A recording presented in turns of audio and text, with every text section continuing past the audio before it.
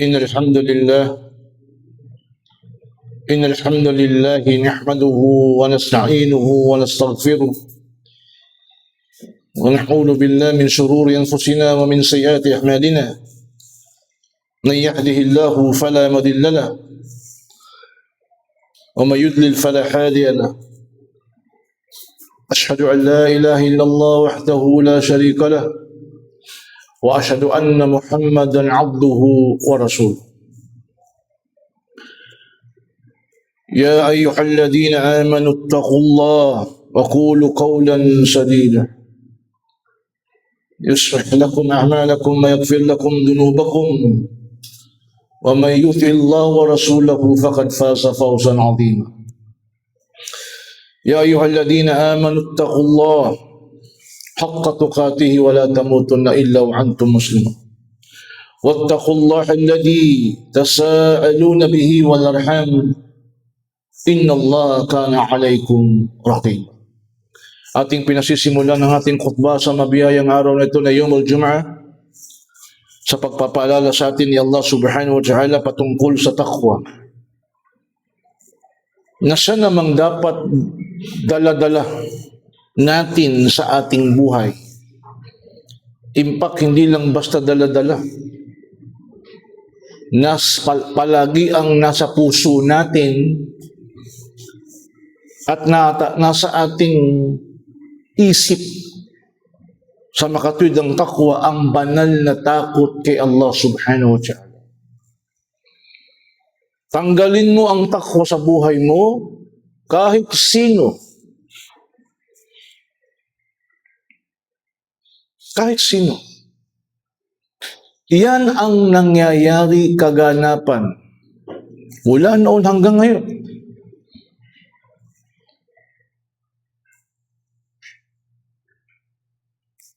Marami tayong nakikitang mga kaganapan ngayon na hindi kaaya-aya.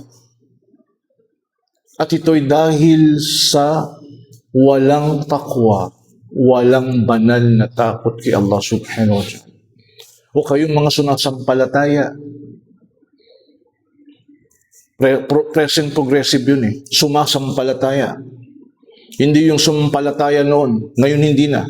Hindi yung sasampalataya pa lang, sumasampalataya sa makatwid sa kaisaan ni Allah subhanahu wa ta'ala. Matakot kayo kay Allah ng tunay na pagkatakot. Takot na wag mong may ukol sa kanino paman o sa ano paman. Sapagkat ang labis na pagkatakot sa kanino paman o sa ano paman, iyan nga ay itinuturing na pagsamba. Gayon din naman ang masidhing pag-ibig sa kanino paman o sa ano paman. Yan nga itinuturing na pagsamba. Hindi ko matiis na banggitin eh. Kasi nanonood din tayo ng mga current affairs eh. Wala pang isang buwan, nakakabalita tayo.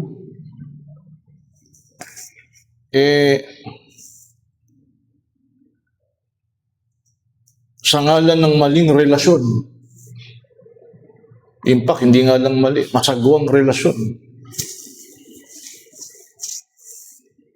Ay handang pumatay at magpakamatay dahil doon sa labis niyang pag-ibig. Nakita nyo? Hindi biro eh. Huwag kang matakot ka kay Allah. Huwag kayong matakot. Huwag kang magkaroon ng masiding takot sa kanino paman o sa ano paman. At huwag mo hayaang dumating sa iyo ang sakratul maut. Ang the fangs of death. Pangil ng kamatayan. Ang kamatayan may pangil. Ang kamatayan may pangil. Mararanasan natin lahat yan. May kagat. May pangil. Ang kamatayan. Malibang ikaw ay isang Muslim. Paulit-ulit pinapalalahanan ko aking sarili. Mabuhay ka, mabuhay ako, tayong lahat bilang Muslim. At iwan natin ang mundong ito bilang Muslim. Alhamdulillah, yan ang tagumpay natin sa mundong ito at sa kabilang buhay. Ang ating khutbah may kinalaman sa takwa. Ang ating khutba may kinalaman sa paboritong motto. Hindi ko na excuse yung sarili ko kasi ito po ay paalala ko unat-unat higit sa lahat, first and foremost sa akin sarili at sa inyong mga kapatid. Yung paboritong motto, dala-dala natin mula noon hanggang ngayon. Sinabi ni Allah subhanahu wa ta'ala patungkol sa Quran, bakit niya ibinaba? Una, para sa ating mga sumasampalataya. Kanyang sinabi, A'udhu billahi minash shaitanir rajim. Bismillahirrahmanirrahim. Alif Lam Mim. Zalikal kitabu la rayba fi hudan lil muttaqin. Iyan ay ang aklat na aking ibinaba, ika ni Allah subhanahu wa ta'ala, para sa mga muttaqun. Yung muttaqun, it is also properly translated as pious. Yung pious, matuwid. Pag sinabing matuwid, hindi nangangahulugan, hindi nagkakamali. Ang isang taong matuwid, yung kanyang kabutihan ay sa ikagagalak ni Allah subhanahu wa ta'ala. At yaong kanyang pag-iwas sa masama ay dahil sa kanyang takwa, banal na takot kay Allah subhanahu wa ta'ala. Yun ang ibig sabihin ng matuwid. At tayo ang tinutukoy dito.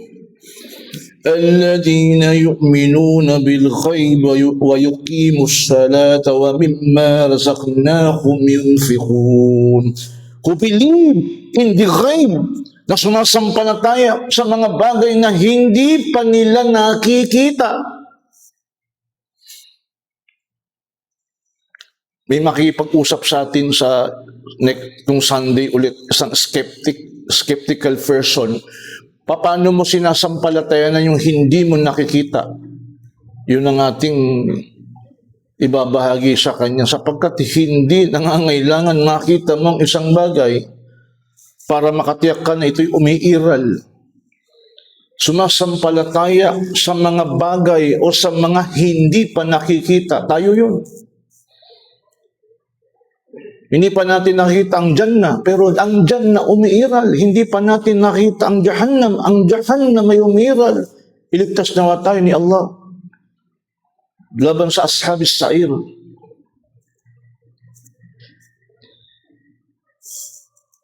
Sa kanyang pagpaparusa, na sumasampalataya sa mga nakalingid na nagsasagawa ng pagdarasal ng sala and spend out what we have provided for them. At yaong namamahagi din ng anumang bagay na aking inilaan sa kanila. Lahat ng meron ka, lahat ng nasa bulsa mo ngayon, lahat ng ipon mo ngayon, ay ito'y biyaya ni Allah subhanahu wa ta'ala. Ang Quran ibinaba sa ganitong klaseng tao, sumasampalataya sa mga nakalingid, sa mga kasalukuyang hindi pa nakikita ng ating mga mata.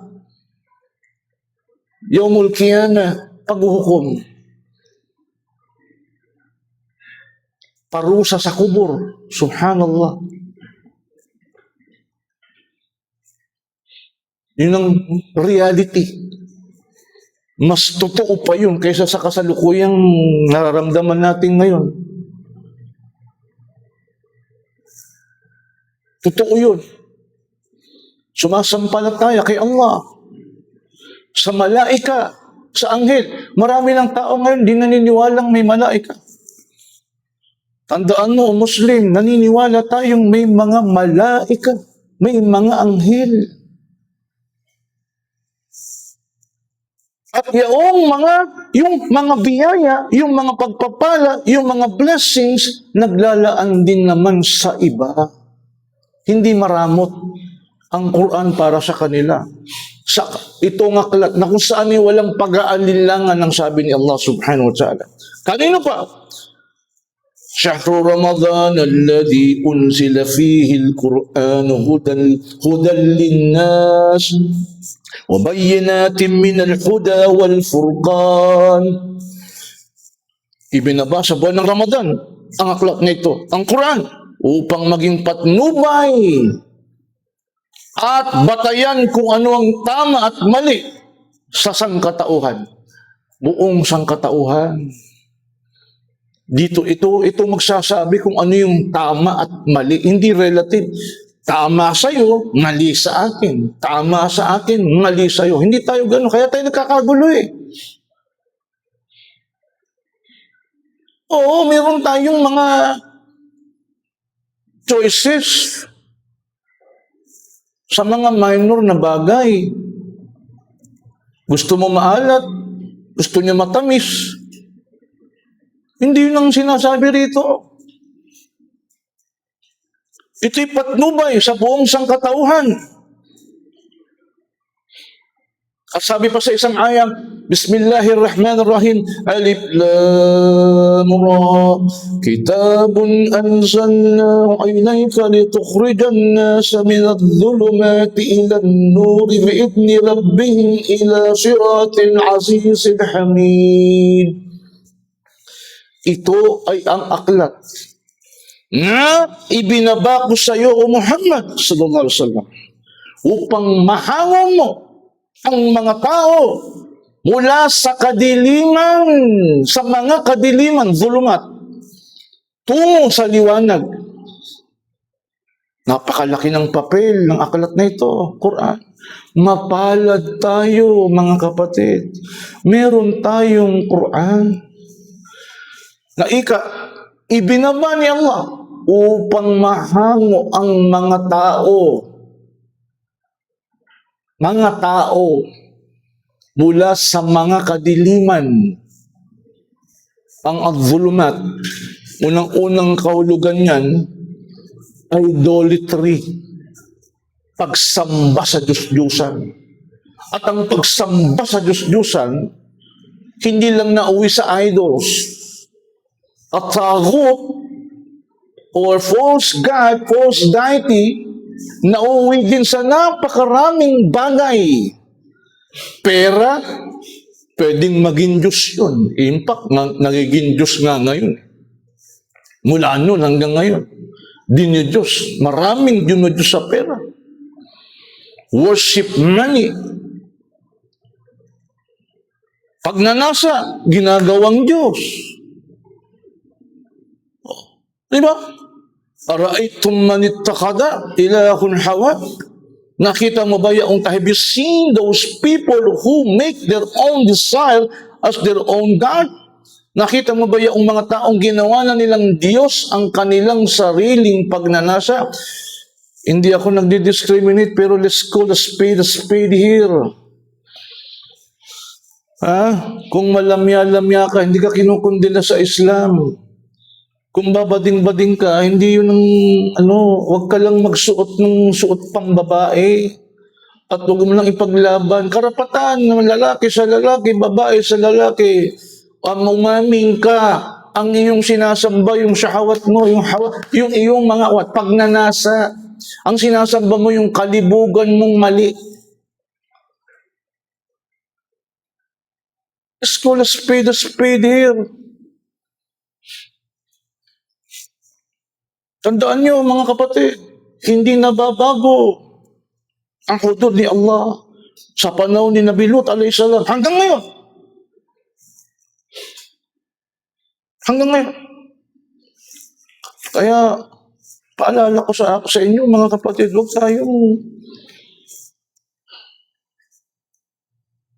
tayong kumiling sa ganyan. Huwag nating sabihin, okay na yan. Hindi tayo nangungundi na. Intindi natin sila, pero hindi. Hindi tayo sumasang-ayon sa napakalaswa. lalaki, babae, yun ang tama. Ano ba tayan? Ang Quran, al-Huda. Marami, upang mahango ang tao sa pagsamba sa Diyos-Diyosan. Kanya, ang Nabi Muhammad sallallahu alaihi wasallam ay nagsabi sa atin, taraktu fikum amrayni lan tadillu ma tamassaktum bihima, kitab Allahi wa sunnat Nabi. I have left you two things. I have left you with two matters which will never lead you astray as long as you hold to them. Iniwan ko sa inyo ang dalawang napakahalagang bagay na kung saan kung kayo ngay mangapit dito ng mahigpit, hindi kayo maliligaw. Sa nakatwit, ang Kitab Allah, ang Quran, sa isang riwaya, was sunnati, ang aking sunnah, o ang sunnah ng Nabi, ang sunnah ng Nabi Muhammad sallallahu alaihi wasallam. Dito tayo kumapit, wala na tayong batayan kundi ito. Kanya lang, pati Muslim guilty ngayon eh. May iba ng panuntunan, hindi na to. Marami sa atin, hindi na rito. Marami sa atin, hindi ko na in-excuse sarili ko, sama ko na rin. Para sa akin din to eh. Marami sa atin, ang pabalat Muslim. Parang food color, mango flavor, pineapple flavor. Hindi totoong mango, hindi totoong pineapple. Food color. Mukhang Muslim, anyong Muslim sa balat, pero sa kalooban, hindi.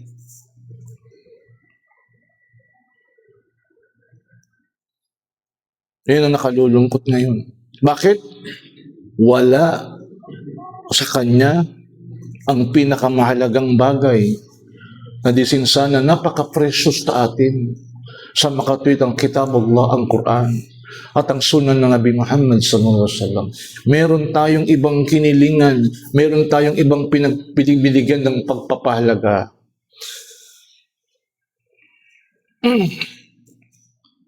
Alala natin yung sarili, ha? Ibang-ibang ngayon ng generation.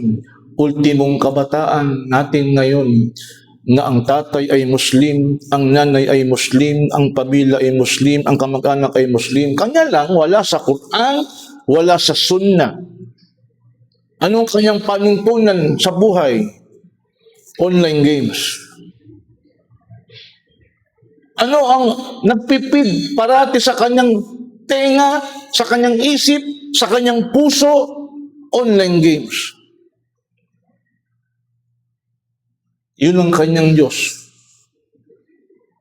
Ang ganda ng pangalan niya, Ahmad, Abdullah.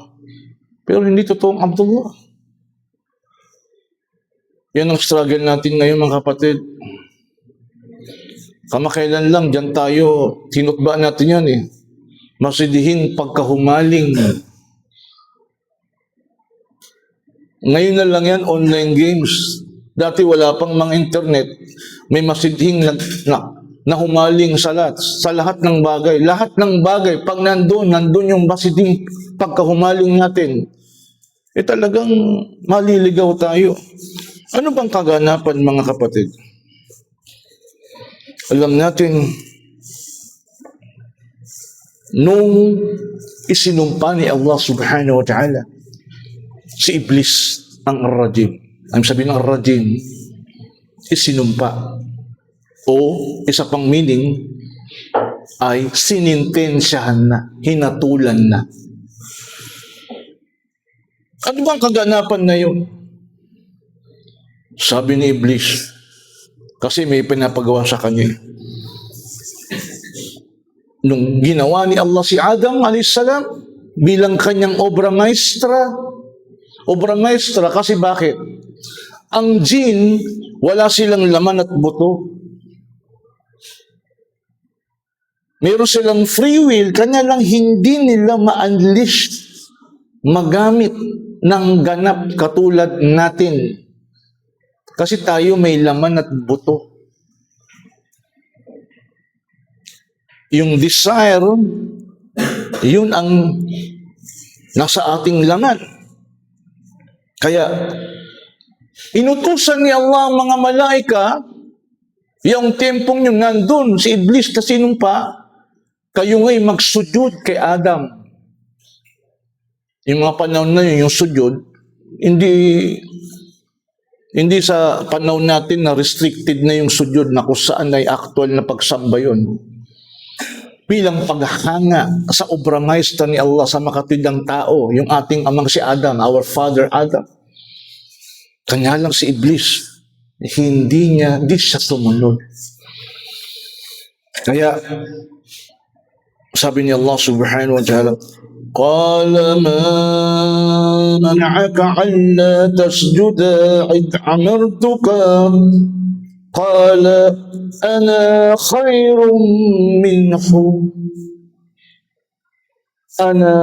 خير منه خلقتني من نار وخلقته من طين.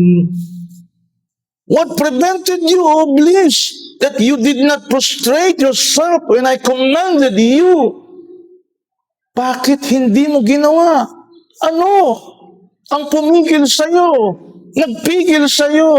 Bakit hindi ka nagsujud kay Adam nung ako'y nag-utos na kayo'y magsujud? Ano sabi ni Iblis? Ana khayrun minhu. Ito yung motto niya. Ito yung motto niya. Nadala-dala natin. Bakit ako magsusujud? Mali, yun sinasabi ni kaya sa sinumpa Mali ka, utusan mo ako na magsujud kay Adam. Bakit? Ana khayrum minhu. I am better than him. Hindi ba motto pa rin natin yan? Ni-rephrase lang Who you? Sino ka? Sino ka itsura mo? Sabi ng mga tao, siyo ka o dagpos mo? Who are you? Who do you think you are? I am better than you. Mas magaling ako sa'yo. Wala ka namang sinabi. Sino ka ba? Motto niya yun Mula nung maliit pa tayo sa eskwelahan, ganito tayo May competition Sino ba to? Pangit-pangit mo naman. Ako dapat. Ako number 1. Di ba? Competition Naramdaman natin yan Pag may quiz, ito na, check na. Tatawagin na yung pangalan. Ayaw mo yung hindi ka number 1. Ayaw mo yung mas may mataas sa'yo. Dala-dala natin yan nung bata pa tayo. Kanya nga mga kapatid, nakita nyo? Kanya,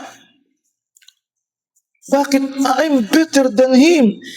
Say, ako'y nilikha mo sa isang primerang klaseng apoy. You created me from a smokeless fire, first class na apoy. Yung apoy, first class yun Walang panggatong. Alam niyo yung sabihin nun? Lahat kasi ng apoy may panggatong Nakakapagsindi ka ba ng apoy na walang panggatong? Sige nga. Kahit LPG, panggatong pa rin yun. Gas, panggatong Kotse mo, may panggatong, gasolin. Hindi ka makakreate ng apoy nang walang panggatong. Nilikha mo ko sa isang primera klaseng apoy. Samantalang siya, si Adam, nilikha mo lang sa putik. Inaapakan. Ultimong aso, inaapakan yung alabok. Lupa, putik. Bakit ako magsusuyo sa kanya? Yun ang dahilan. Ang unang-unang kasalanan ng sansinukob, ano yun? Pride, kahampugan, kayabangan, patwat, hasad, inggit. Magkasama yan. Magkasama yan. Pride at saka inggit.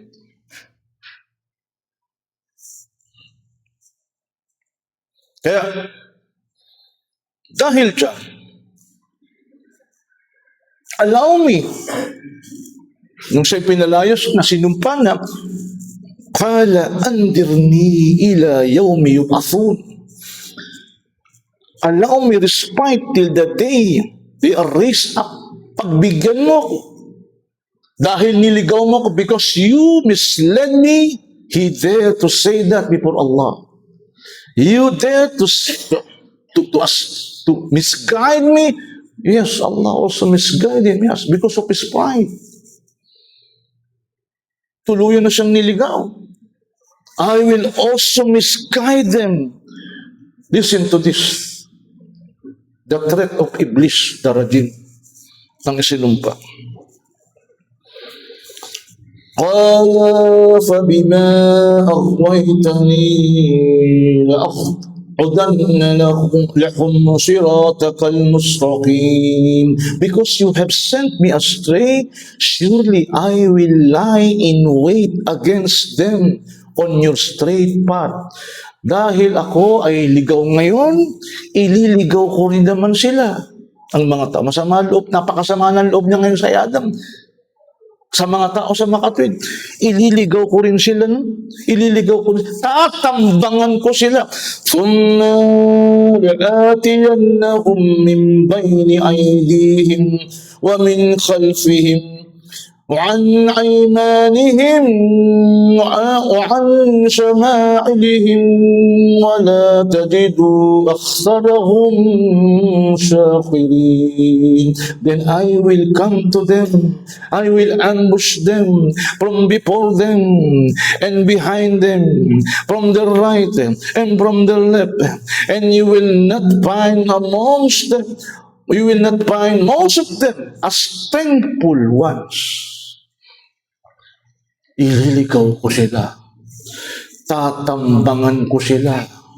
Aambusin ko sila. Para siyang sniper. Hindi ka man makakuha sa snipe. Aambusin ko sila parang infantry. Lulusubin ko sila sa kanilang harapan, sa kanilang likuran, sa kanilang kanan, sa kanilang kaliwa. Pagagandahin ko ang mga haram na bagay. I will beautify the forbidden things before their eyes. Pagagandahin ko ang mga haram na bagay sa kanilang mga mata. Totoo ba? Totoo ba? Maganda. Bakit? Congressman, ang ganda ng title, kagalang-galang. Senator, kagalang-galang. Wow. Eh, magnanakaw naman. Masahol ka pa sa bank robber. Yung bank robber, at least yung pinili na hold up, yung may bangko, yung may pera. Ikaw, naturingan kang politician, kagalang-galang na mayor, kagalang-galang na gobernador, hindi ko sinasabing masama per se, pero pag wala ka talagang takot kay Allah, pag ibinaliwala mong al-huda, ang patnubay, sa lahat ng larangan, may kalukuhang magagawa. Ang ganda, senator eh. Kaya lang masahol ka pa sa magnanakaw, sa mga magnanakaw. Matakin mo, ano nangyayari ngayon? Hindi lalantad yan ni Allah ang pagnanakaw. Lahat inalipos ka mo, lahat ni-rape mo, lahat pinagsamantalahan mo, paultimong sanggol.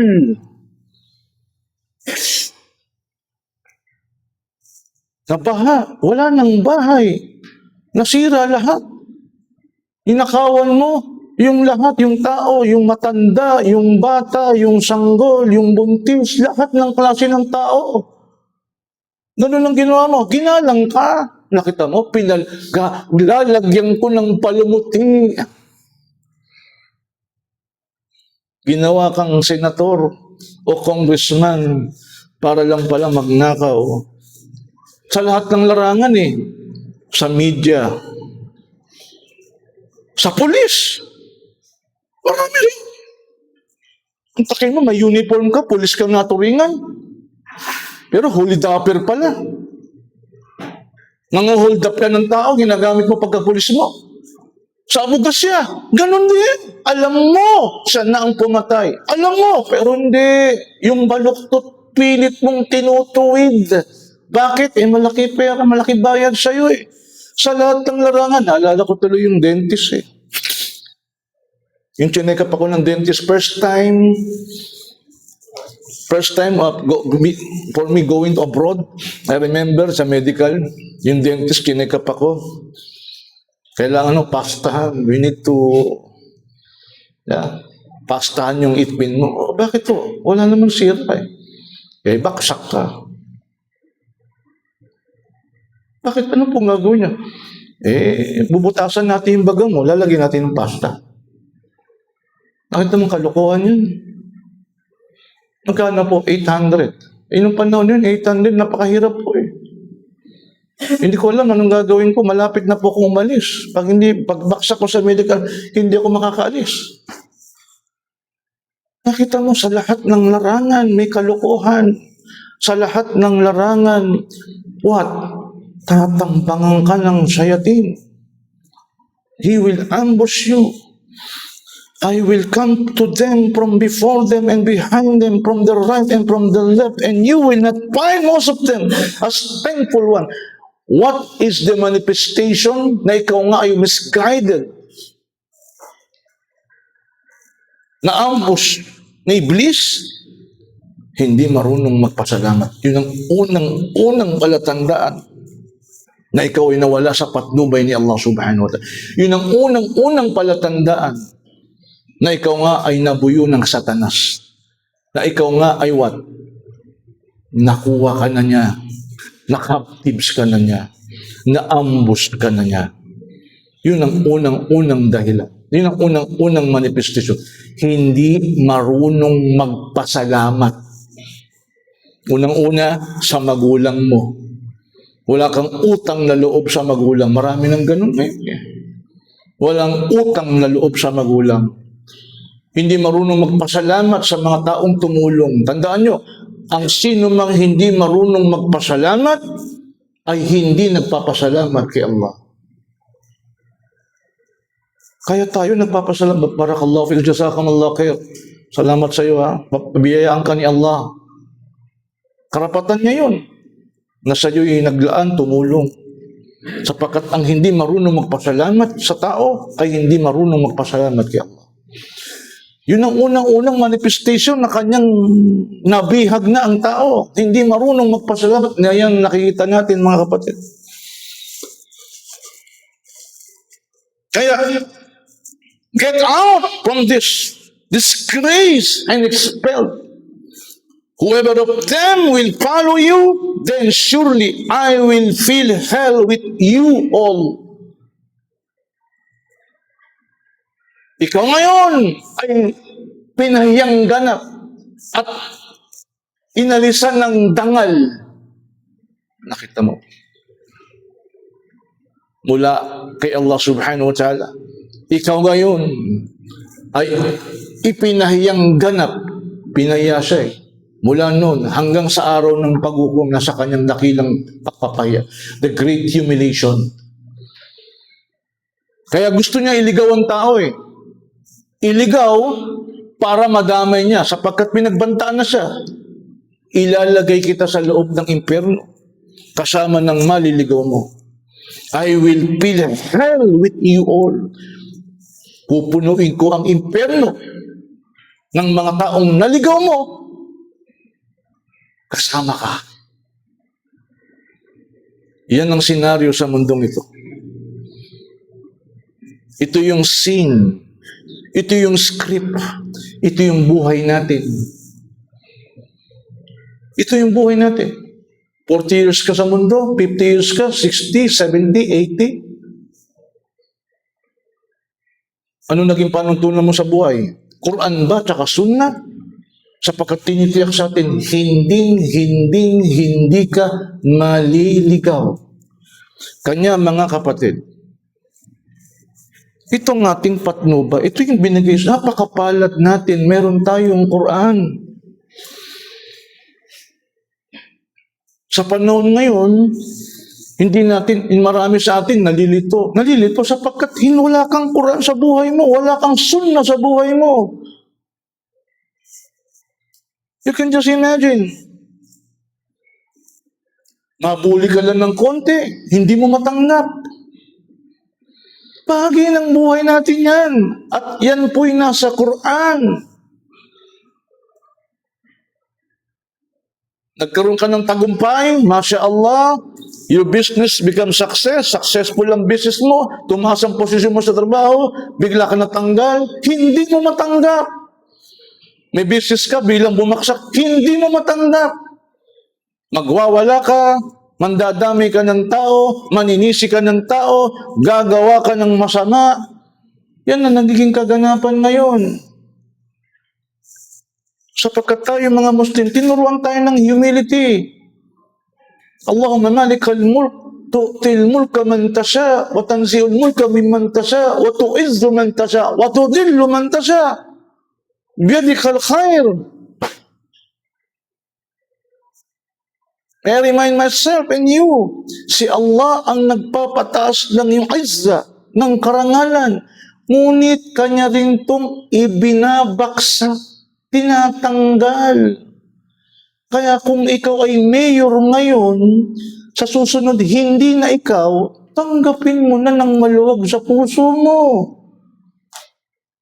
Hindi yung papatayin mo pa yung kalaban mo, gagawa ka pa ng masama. Ganon din sa posisyon sa trabaho. Kung ikaw ngayon ay supervisor, next year pinalitan ka, tanggapin mo na ng maluwag.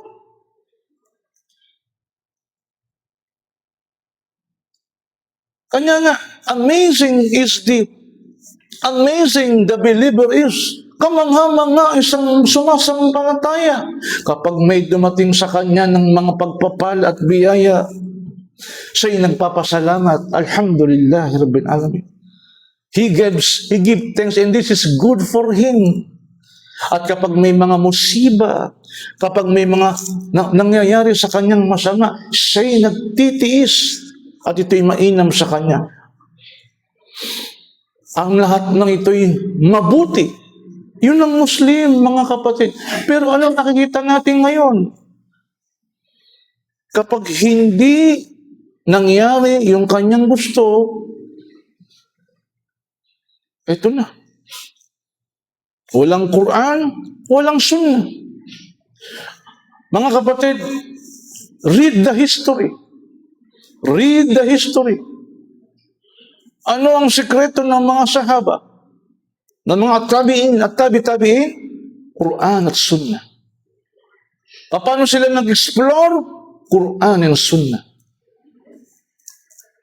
Kailan lumagapak na wala ang bloom ng Islam? Nung nawala ng Quran at Sunnah. Iba na naging panuntunan. Kaya mga kapatid, alhamdulillah, yung mga riders, alhamdulillah, magpasalamat kayo. Habang nagmumotor kayo, dikrullah, magdikir kayo. Magbasa kayo ng ayat.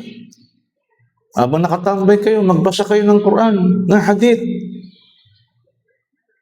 Ang isang Muslim, kapag may Quran at Sunnah, sa lahat ng larangan, ano ka, cashier? Hindi ka nangungupit na pagkakatiwalaan ka sa pera because you know Allah is ar-Raqib, palagi ang nakamasid. Honest ka as an accountant, honest ka as a cashier, honest ka, pinagkatiwalaan kang magbantay ng tindahan, ng kanyang business, ng kanyang restaurant. Yan ang Muslim na pagkakatiwalaan. Writer ka, marami kang koleksyon, i-deliver mo yung mga items. Hindi yung kukupit, hindi papalitan mo, hindi yung nanakawin mo. Sa lahat ng larangan, kapatid, doktor ka, andun ang Quran at Sunnah. Nagiging instrumento ka para pagalingin ni Allah ang isang tao. Abogado ka, kailangan natin ng maraming abogadong Muslim ngayon. na talagang nagtatanggol sa mga nang-api. Isang abogadong may Quran at saka Sunna. Kapag ang isang Muslim, anumang larangan, may Quran at Sunnah, hindi maliligaw. Tinitiyak ko, hindi kayo maliligaw. Kaya kapatid, ating paalalahanan ng ating sarili, mangapit tayo ng maigpit sa Quran at Sunnah. Napakapalad natin, mga kapatid.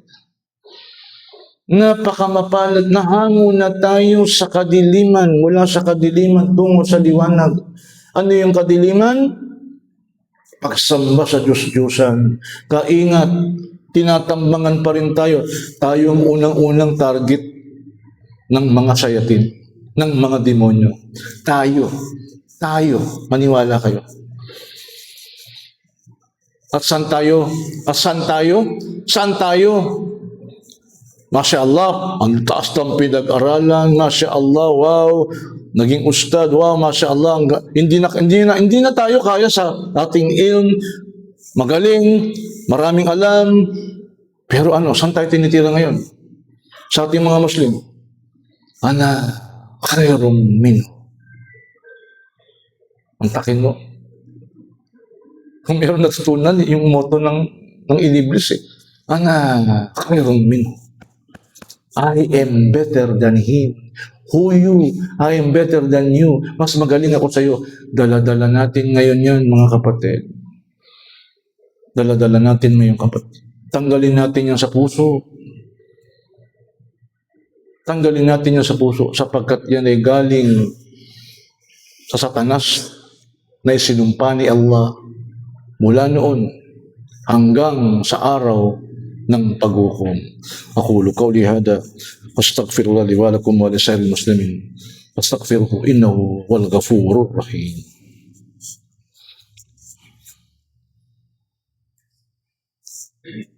Alhamdulillah rabbil alamin wassalatu wassalamu ala rasulillah wa ala alihi wa sahbihi wa man wala. Allah subhanahu wa ta'ala said, He reminded us,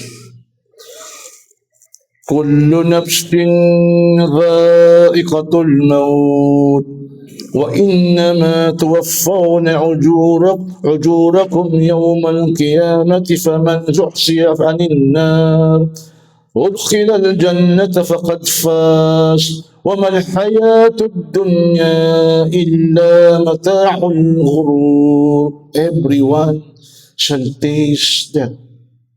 And only on the day of resurrection shall you be paid your wages in full. And whoever is saved away from the fire and admitted to paradise, he indeed is successful. The life of this world is only the enjoyment of deception, a deceiving thing. Ang lahat nga ng may buhay ay makakatikim ng kamatayan. Tanging sa araw ng pagkabuhay na muli, kayo ay magagantimpalaan ng ganap. Yung pagtitiis mo ngayon, nandun ang ganap ng gantimpala. Yung pagiging honest mo ngayon, pinagkatiwalaan ka sa tindahan, pinagkatiwalaan ka sa negosyo, alhamdulillah. Nabuhay ka bilang Muslim. Nandun ang ganap ng gantimpala sa pagiging honest mo. Sa lahat, yung pagiging tatay mo na kung saan ikaw ay naghahanap buhay para sa pamilya mo, nandun ang ganap ng gantimpala sa kabila. Yung pagtitiis mo. Lahat ng pagtitiis ng mga sumasampalataya, nandun ang lahat ng ganap ng paggantimpala. Huwag mong hanapin dito. Alhamdulillah. Nabubuhay tayo. Sa ikagagalak ni Allah subhanahu wa ta'ala. Sino man? Ito direct to the point. Sino man ng sa inyo ay ligtas sa apoy ng impyerno at pinapasok sa paraiso, sila yaong mga tunay na nagtagumpay. Pakatandaan, ang buhay sa mundong ito ay isang Mapanglinlang nakaaliwan. Naaaliw tayo, pero tandaan, nalilinlang tayo. Ito yung warning niya, sapagkat nililinlang tayo ng mga sayatin, ng demonyo, nakapalibig. Aambusin ka. Nandyan lahat. Pero pag meron kang Quran at Sunnah, hindi ka kaya niyang iligaw. Kaya pakatandaan, kapatid. لَتُبْلَوُنَّ فِي أَمْوَالِكُمْ وَأَنفُسِكُمْ وَلَتَسْمَعُنَّ مِنَ الَّذِينَ أُوتُوا الْكِتَابَ وَلَتَسْمَعُنَّ مِنَ الَّذِينَ أُوتُوا الْكِتَابَ مِنْ قَبْلِكُمْ وَمِنَ الَّذِينَ أَشْرَكُوا أَذًى كَثِيرًا وَإِن تَصْبِرُوا وَتَتَّقُوا فَإِنَّ ذَلِكَ مِنْ عَزْمِ الْأُمُورِ. You shall certainly be tried and tested in your wealth and properties and in your personal selves. Kayo ay tiyak na susubukin ko sa inyong mga kayamanan at sa inyong mga ari-arihan at sa inyong mga sarili. And you shall certainly hear much that will grieve you from those who receive the scriptures, the Jews and Christians, and those who ascribe partners unto Allah, and those wal ghairul Muslimin. Makakarinig ka ng mga salitang magpapalupaypay sa iyo, magpapahinang ng iyong kalooban. Kayo mga Balislam, makinig kayo. Pag shahada mo, may pagsubok. Susubukin ko kayo sa inyong mga ari-arian, sa inyong mga kayamanan, and in yourselves. At makakarinig kayo, you will hear something bad words, you will hear discouragement, you will hear evil things sa mga ghairul Muslimin, sa mga hindi Muslim. Naku, pinagpaunan na sa atin eh. Pero sabi niya, وَإِن تَصْبِرُوا وَتَتَّقُوا فَإِنَّ ذَلِكَ مِنْ عَزْمِ الْأُمُورِ. But if you persevere patiently and become al-muttaqun, ngunit pagtiisan mo ang kanilang mga sinasabi. Nakita mo sinabi? Hindi yung gugulpihin mo siya, hindi yung hindi, ganun. Ganun talaga, bro. Ipinagpaunan na ako, lumaki ako sa mundo, dito sa lungkot. Lumaki ako, punong-puno ako ng discrimination, punong-puno ako ng bully. Pero alhamdulillah, wala naman akong record na nanakit ng tao.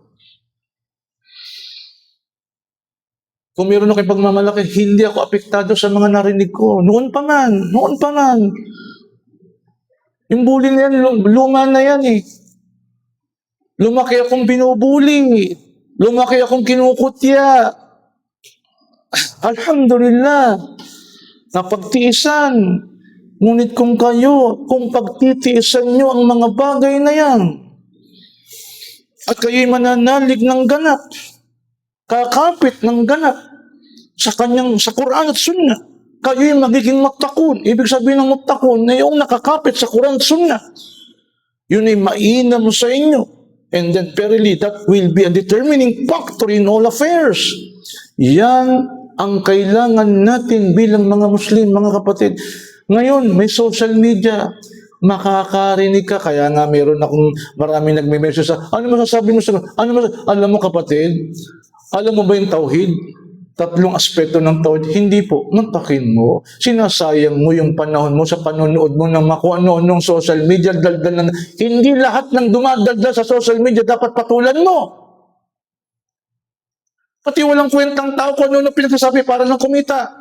Puro kalokohan ang mga pinagagawa. Tapos, binibigyan mo ng panahon yan. Yung pag-aaral mo sa Islam, yung tauhid, hindi mo alam. Shame on you. You spend a lot of time watching kung ano-ano yung mga pinagsasabi ng mga walang kwentang tao. Pero yung about akida mo, hindi mo alam. Yung pagtunan mo ng pansin. Isa lang masasabi ko sa inyo. At kung meron tayong mapagmamalaki, lahat ng nagsasalita na yan, hindi makaharap sa atin. Hanggang ganun na lang. Patago-tago.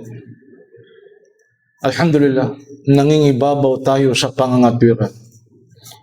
Kung nahalata nyo mga kapatid, tayo ngayon ang nangingibabaw sa pangangatwiran. Alhamdulillah. Nawa, tulungan tayo ni Allah. Lahat tayong mga Muslim, kumapit sa Quran at Sunnah at hindi tayo maliligaw. Inna Allah wa malaikatahu yusalluna ala nabi ya ayyuhalladhina amanu sallu alayhi wa sallimu taslima. Allahumma salli ala Muhammad wa ala ali Muhammad kama sallaita ala Ibrahim wa ala ali Ibrahim innaka Hamidun Majid. Allahumma barik ala Muhammad wa ala ali Muhammad kama barakta ala Ibrahim wa ala ali Ibrahim innaka Hamidun Majid. اللهم اغفر لنا ما قدمنا وما أخرنا وما أسررنا وما علنا وما أنت أعلم به منا إنك أنت السميع القريب برحمتك يا رب العالمين. O Allah, nagpapasalamat kami sa lahat ng mga pagpapala, sa lahat ng mga biyaya, sa lahat ng panustos na ibinibigay mo sa amin sa araw-araw. Patuloy kang magbuhos sa amin ng pagpapala, ng iyong mga biyaya, ng iyong panustos, sapagkat kami umaasa lamang sa iyo. Patawarin mo kami sa aming mga pagkakasala.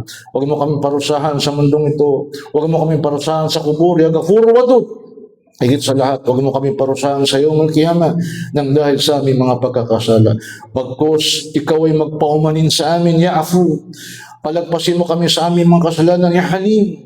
Sapagkat ikaw ang Al-Ghafur Rahim. Rabbana atina fid dunya hasana wa fil akhirati hasana wa qina adhaban nar. Ya Rab, ano man ang mabuti para sa amin sa mundong ito at ano man ang mabuti para sa amin sa kabilang buhay, ipagkaloob mo sa amin at iligtas mo kami laban sa naglalagablab na apoy ng impyerno.